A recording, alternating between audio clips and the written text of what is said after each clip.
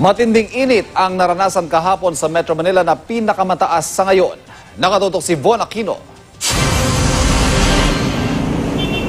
Kabilang ba kayo sa mga halos di mapakali kahapon dahil sa matinding init? Ayon sa Pag-asa, naitala kasi kahapon ang pinakamataas na init factor sa Metro Manila ngayong tag-init. 40.8 degrees Celsius ang heat index na naitala sa NAIA station sa Pasay. Ang ganito kainit na panahon ayon sa DOH, posible nang magdulot ng heat cramps, heat exhaustion o heat stroke. Kaya mahalagang uminom ng maraming tubig at huwag magbibilad sa matinding sikat ng araw. Ang ilalaman, sumusugod sa mga beach para magpapresko gaya na lang dito sa Baseco sa Tondo. Masarap naman para mawala yung init sa katawan.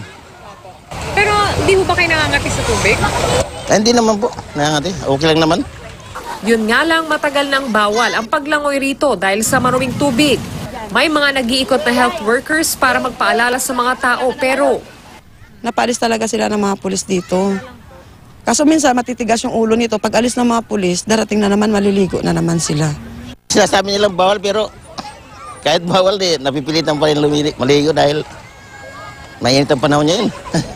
Dapat din na nila pinagbabawal kasi maganda naman dito eh. Ay, hindi naman, sa pag-iingat lang talaga yan ng magulang. Sinamantala naman ang negosyanteng ito ang pagbibenta ng salbabida.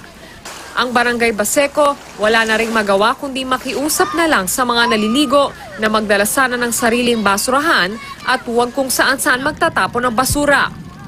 Von Aquino, Nakatutok, 24 Oras.